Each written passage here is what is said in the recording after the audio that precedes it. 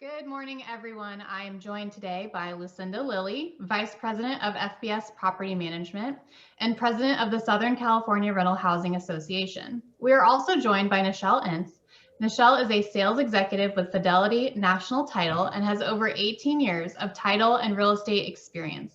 She is a San Diego native who comes from a family of real estate agents. In fact, her first job was working at the front desk of a real estate office.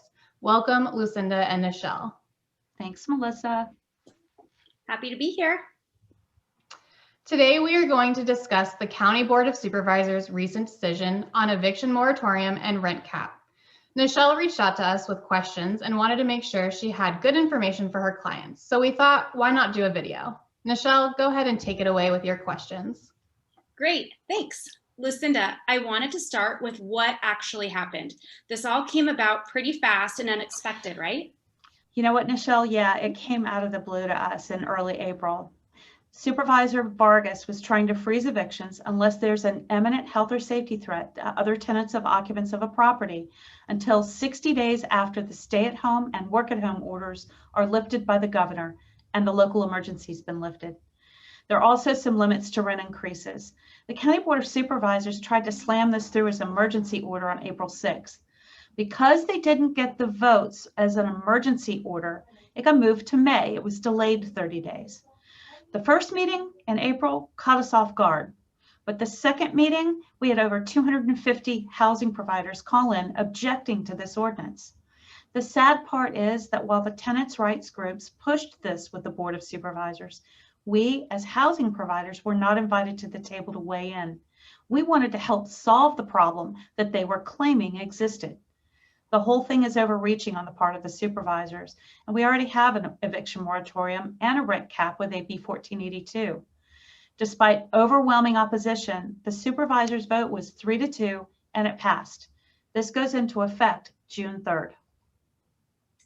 Okay, so what about a property owner who's experiencing financial distress and can't collect rent right now? Can they terminate the tenancy so that they can move into their property? Great question, and sadly, no, which is one of the reasons we have a huge issue with this decisions. They've taken away property owner rights.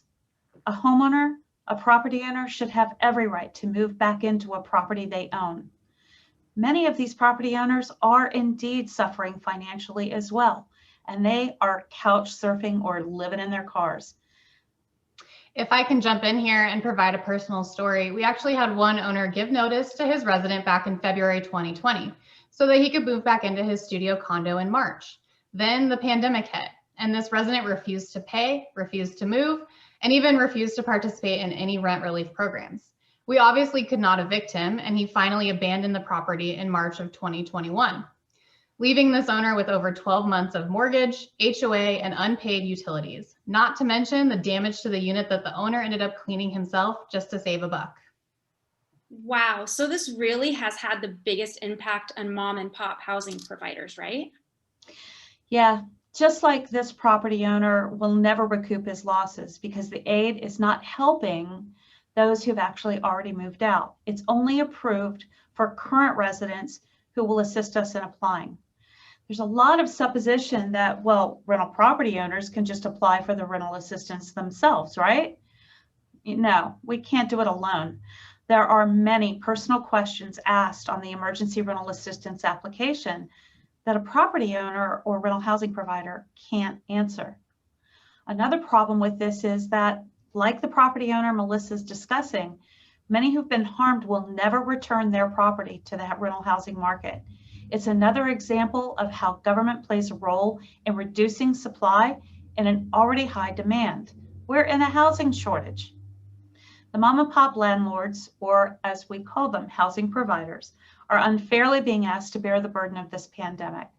How many other industries, Nichel, do you know that are asked to take 80 cents on the dollar for their wares? Grocery stores? Gas stations? No, just rental housing providers. And sadly, in an effort to help renters, they are hurting and almost dismissing the housing providers without even asking us to join in the conversation. Let's consider the residents too for a minute. This is harming them. If you as a renter have a neighbor who is causing damage, who is threatening their landlord or their rental housing provider. We can't terminate the tenancy of those people. The hoops that you'd have to jump through to prove that someone is an imminent threat to the health and safety of other residents and occupants is almost too much for a rental housing provider to bear. So this one-size-fits-all approach has some real unintended consequences. Okay, but I keep hearing that this is temporary. Is that true? We'd like to think so. It is a concern. There is no exact end date to this ordinance. It will not end until 60 days after the governor lifts the stay-at-home and work-at-home order. Currently, we're hoping that to be June 15th, but who knows? And let's remind everyone, we already have a year-long backlog of evictions. These are not going to get processed anytime soon. So obviously, I'm greatly involved with the sales side of things. How does this affect buyers obtaining financing? It's interesting you asked that. We have an employee at FBS who was hoping to buy her first property. It was a property that's currently occupied by residents, and their lease ends at the end of July. And the owner offered our employee the opportunity to purchase this property at a little bit of a discount. She was ready, willing, and able with 25% down to purchase this property. Unfortunately, she won't be able to qualify for a loan. She can't qualify for an owner-occupied loan because we have no way to terminate the tenancy. So she's not going to be able to buy her property. There are a lot of stories like that. Let's think about our military service members who've been on deployment and they need to come back. They want to sell or even buy something. There are certain qualifications that they're not going to be able to be met either. This is all very enlightening, and I feel like maybe a lot of people didn't realize the impact it could have. So where can people go for more information or maybe even get involved?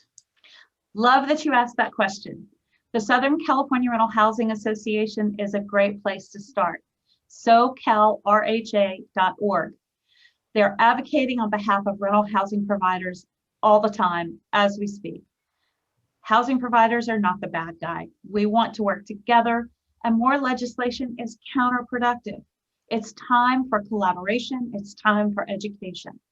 Get involved. Make sure you continue the conversation. Make a donation. The Southern California Rental Housing Association has filed a lawsuit against the County Board of Supervisors in hopes of gaining a preliminary injunction to prevent this from ever going into effect in the first place. Our legal fund needs help. You can help too. So Nichel, if you'd like to send some information to your clients, go to SoCalRHA.org and grab that link. Nichel, I want to thank you for reaching out to us and asking these questions. I hope this video answered many of the questions people have, and please reach out to us anytime. We want to be a resource. Thanks, Lucinda and Nichel, for taking the time today. Thank you. Thanks, Melissa. Thank you so much. It was a pleasure being with you guys today.